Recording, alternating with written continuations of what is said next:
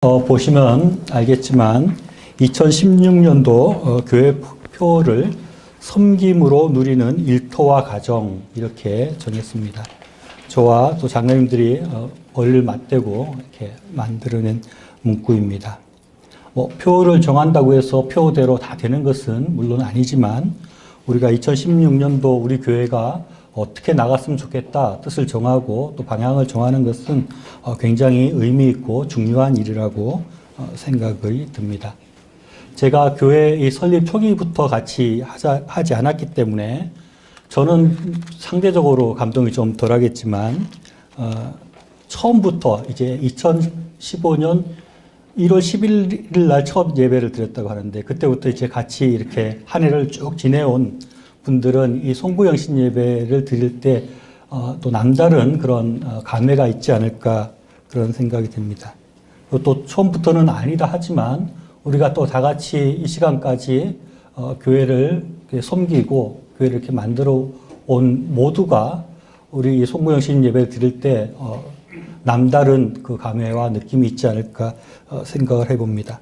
오래된 교회들은 송구영신 예배도 매년 돌아오는 송구영신 예배지만 우리는 이제 처음으로 송구영신 예배를 드리는 거잖아요. 지난번에 드렸던 성탄절 예배도 우리가 첫 성탄절 예배였습니다. 주님의 십자가 교회라는 이름으로 모이는 성탄절 예배도 처음이고 송구영신 예배도 처음인 것입니다. 그래서 우리가 어떻게 보면 이 주님의 십자가 교회의 역사를 써가고 있다 이렇게 볼 수 있습니다. 제가 다 알지는 못하지만 1월 1일 창립이 되고 난 뒤에 여러 가지 일들이 있었다고 들었습니다. 여러 가지 힘든 일들, 또 마음 상하는 일들, 또 처음부터 같이 했던 분들 중에 떠나보내게 되는 또 사람들이 떠나가는 그런 아픔들도 겪었습니다. 갈등들도 아마 있었을 것 같고 여러 가지 일들이 있었을 텐데 우리가 이제까지 이제 와서 이제 새로 2016년을 맞이하는 때까지 온 것입니다. 그동안에 많은 헌신이 있었다고 생각이 듭니다. 많은 어려움들 가운데 끝까지 참고 견디는 그런 견딤이 있었다고 생각을 합니다. 그렇게 오래 참고 견디고 헌신하고 땀 흘려서 교회를 이제까지 이끌어 왔습니다. 그리고 우리가 이제 새로운 한 해를 또 새로 시작할 수 있는 때까지 우리가 오게 된 것입니다.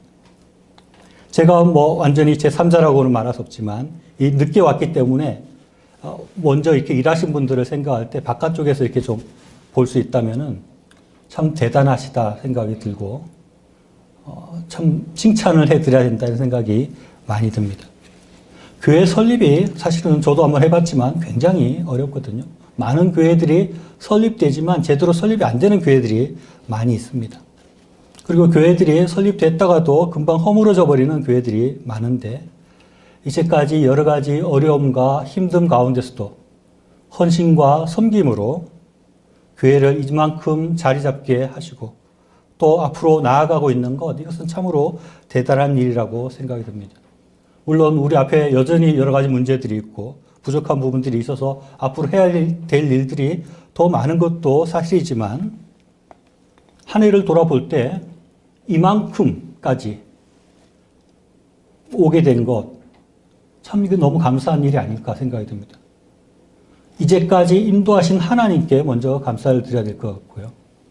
또 이제 여기까지 오기까지 헌신하신 모든 분들에게 감사하고 칭찬하고 그렇게 해야 되는 것이 아닌가 생각이 듭니다.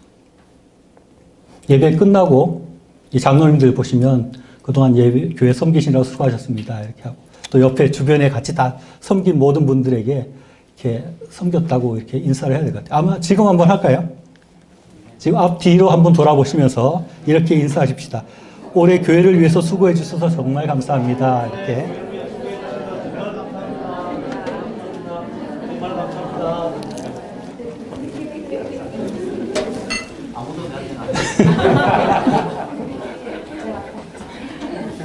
네, 아마 하나님께서도 감사하진 않겠지만 칭찬하실 것 같아요. 이렇게 잘 했다. 우리가 여러 가지 어렵고 부족한 부분들이 있지만 그럼에도 불구하고 잘해서 여기까지 잘 왔다 이렇게 말씀하실 것 같습니다. 지금 인사하신 우리 모두의 헌신과 섬김이 없었다면 결코 이 자리에 우리가 올 수 없었을 것입니다.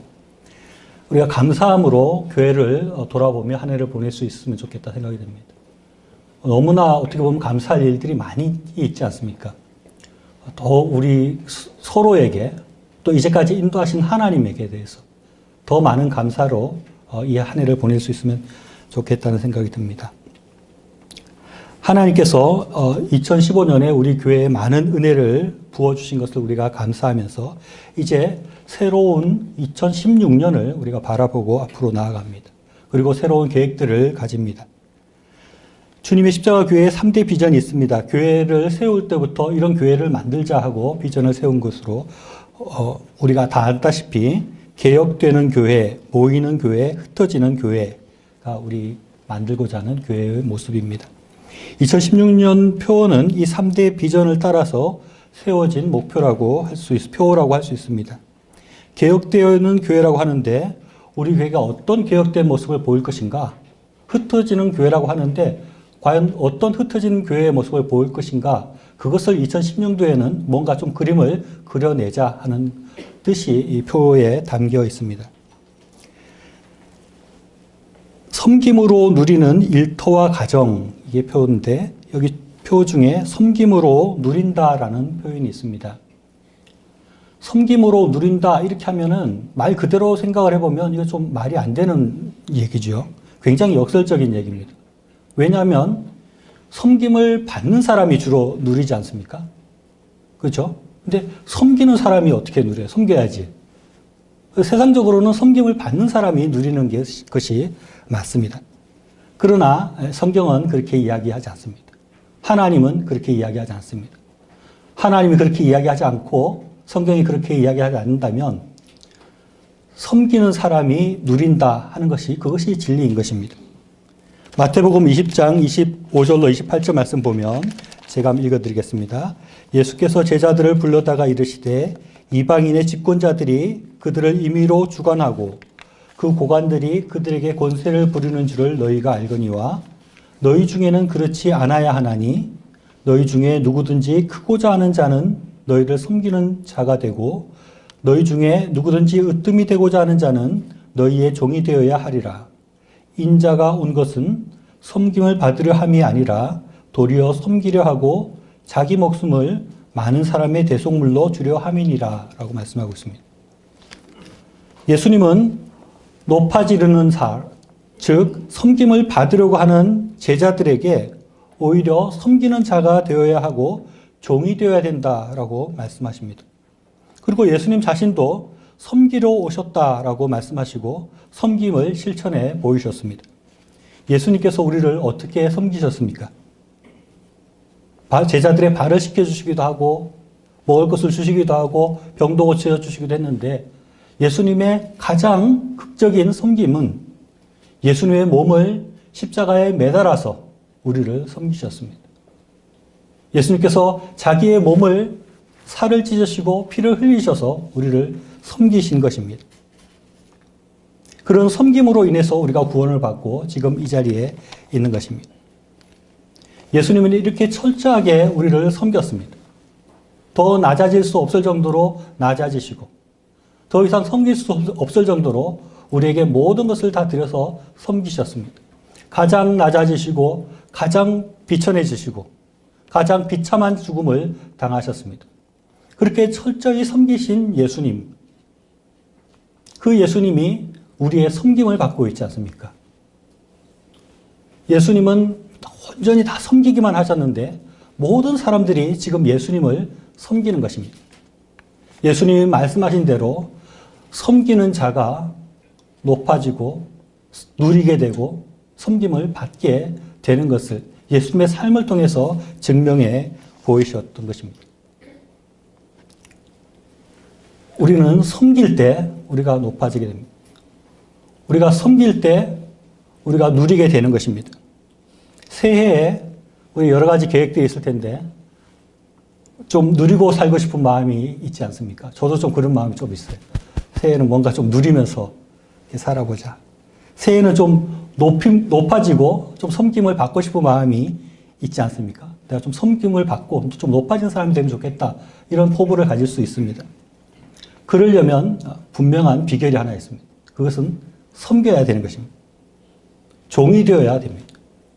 우리가 섬기고 종이 되면 틀림없이 섬김을 받게 되고 높아지게 됩니다. 혹시 1년 동안 살아보시고 잘 안 됐다. 그러면 저한테 원망하지 마시고 예수님께, 하나님께 원망하십시오. 이거 하나님 말씀이기 때문에 틀림없습니다. 우리가 낮아지고 우리가 섬기고 우리가 종이 될 때 주님께서 우리를 높여주시고 우리로 누리는 삶을 살 수 있게 하십니다. 그런데 우리가 이제 누구를 섬겨야 되는가? 섬기긴 섬기겠는데 이제 누구를 섬길 것인가 하는 것인데 답이 뭘까요? 누구를 섬겨야 될까요? 하나님을 섬기고 이웃을 섬겨야 되죠. 너무나 뻔합니다. 근데 이렇게 하면 너무 이제 광범위하니까 우리는 좀 좁혀가지고 일터와 가정을 섬기자 이렇게 했습니다. 이렇게 말하면 어떤 사람은 그럴 것입니다. 저는 맨날 직장 갔다가 집에 가는 것이 단데 결국은 하나도 안 좁혀지는데요. 이렇게 말할 수 있을지 모릅니다. 또 이렇게 말하면 일터와 가정을 섬긴다 그러면 하나님을 먼저 섬겨야죠. 교회를 섬겨야죠. 일터만 섬기고 가정을 섬기면 됩니까? 이렇게 말할지 모릅니다. 그런데 우리 표에서 섬기며 누리는 일터와 가정이라고 할 때 이 특별히 일터와 가정이라는 말을 쓴 이유가 있습니다. 창세기 1장 28절 오늘 읽었는데 다시 보면 하나님이 그들에게 복을 주시며 하나님이 그들에게 이르시되 생육하고 번성하여 땅에 충만하라. 땅을 정복하라. 바다의 물고기와 하늘의 새와 땅에 움직이는 모든 생물을 다스리라 하시니라. 이 말씀은 우리가 잘 아는 말씀으로 소위 문화명령이라고 하는 구절입니다. 하나님께서 세상을 창조하신 후에 우리 사람들에게 이 지구를, 이 세상을 다스리라고 명령을 주셨다는 것입니다. 또 31절 말씀 보면 하나님이 지으신 그 모든 것을 보시니 보시기에 심히 좋았더라. 저녁이 되고 아침이 되니 여섯째 날이라 라고 말씀하고 있습니다. 하나님께서 이 세상을 창조하시고 난 뒤에 창조한 것을 보니까 너무 좋았다는 것입니다. 심히 좋았다고 이렇게 말씀하고 있습니다. 어떻게 보면 좀 유치하기도 합니다. 자기가 만들어 놓고 자기가 심히 좋았다 이러니까. 근데 하나님께서 너무 좋아하셨던 것 같아요. 이 세상을 만들어 놨는데 이 세상이 하나님 보시기에도 너무 좋았다는 것입니다. 그리고 이 세상을 사람들에게 이제 너희들이 다스리라고 주셨습니다. 그런데 이 세상이 어떻게 되었습니까? 아담의 타락해서 범죄한 이후에 하나님 보시기에 전혀 좋지 못한 상태로 이 세상이 바뀌어버린 것입니다. 단순히 자연이 파괴되고 자연이 훼손된 것이 문제가 아니라 죄로 인해서 세상의 모든 문화와 질서와 관계들이 어그러지고 파괴되었습니다. 하나님께서 심히 보시기에 좋았다고 했던 이 세상을 사람들이 다 엉망으로 만들어 놓은 것입니다. 하나님께서 지금 이 땅을 보실 때 심히 좋았더라가 아니라 심히 좋지 않다고 말씀할 수밖에 없는 그런 상황을 만들어 놓은 것입니다. 그런데 주님께서 우리에게 하나님께서 우리에게 말씀하십니다.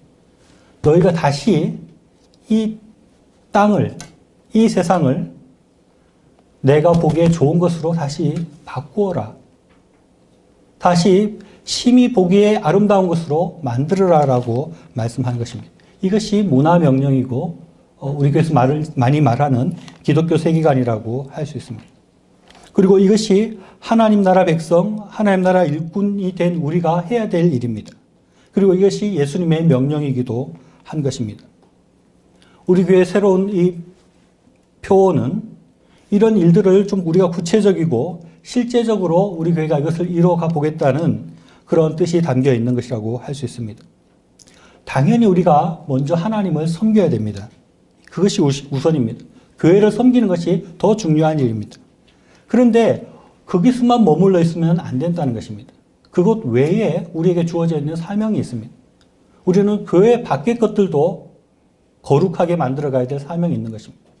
교회 밖의 것들도 다시 하나님이 창조할 때처럼 아름다운 것들로, 아름다운 관계들로, 아름다운 문화로 바꿔갈 책임이 우리에게 있다는 것입니다. 그래서 우리가 하나님을 섬기고 교회를 섬김으로 힘을 얻어서 그 이후에는 우리의 일터에서도 하나님 나라가 이루어지도록 하고 우리의 가정에서도 하나님의 뜻이 실현되는 그런 가정이 되게 만들어가는 그 일들을 우리가 해야 된다는 것이 이 표에 담겨 있는 뜻이라고 할 수 있습니다. 많은 교회들이 입으로는 세상 속에 하나님의 일꾼이 되겠다고 또 세상 속에서 하나님 나라를 확장하겠다고 말은 하고 있지만 실제로는 그렇게 하는 교회들이 거의 없습니다. 이것을 반대로 생각해 보면 이 일이 그만큼 어렵다는 것을 하는 것입니다. 그렇다고 우리가 어렵다고 안 해도 되는 일이 결코 아닙니다. 하나님께서는 교회를 아름답게 만들라고 하셨을 뿐만 아니라 세상을 아름답게 만들라고 명령하고 있기 때문에 그렇습니다. 그래서 우리가 입으로가 아니라 이제는 실제로 우리의 일터도 하나님께 드려지는 그런 아름다운 곳으로 만들기 위해서 노력하고 우리의 가정도 하나님 보시기에 아름다운 그 모습으로 회복시키기 위해서 우리가 노력을 하겠다는 것입니다. 우리 교회가 이런 일들을 이루어 간다면 한국교회에 아주 큰 그야말로 소금과 빛과 같은 역할을 할 수 있을 것이라고 생각을 합니다.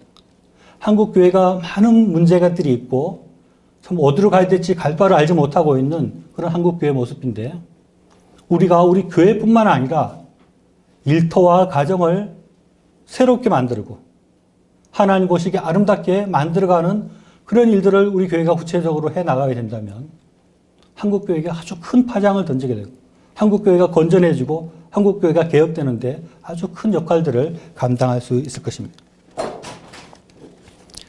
우리가 이 일들을 하는 것이 결코 쉬운 일이 아니라고 생각합니다. 많은 시도들이 있었지만 제대로 잘 하지 못했습니다. 그러나 이 일이 하나님이 원하시는 일이고 우리가 기도하면서 나아갈 때 하나님께서 우리에게 힘주시면 우리가 능히 할 수 있는 일이라고 생각을 합니다. 기도할 때 하나님께서 응답해 주십니다. 우리가 나쁜 짓 하겠다는 것이 아니라 하나님 뜻을 이루겠다고 우리가 기도할 때 하나님께서 그 뜻을 이루어 줄 줄을 분명히 믿습니다. 이 시간 우리가 우리 교회를 위해서 이 표와 목적을 놓고 한번 기도했으면 좋겠습니다. 먼저 두 가지로 나누어서 한번 기도할 텐데요. 제일 먼저 기도하기를 원하는 것은 2015년 동안 우리 교회를 인도해 주신 하나님께 감사의 기도를 드렸으면 좋겠습니다. 하나님께서 올 한 해 동안 우리 교회에 어떤 복을 주셨는지 하나하나 생각하면서 기도했으면 좋겠습니다. 하나님께서 필요할 때마다 인도하셨고 필요할 때마다 우리 공급하신 것들 그거 하나하나 기억하면서 기도했으면 좋겠습니다. 자, 다시 통성으로 기도하시겠습니다.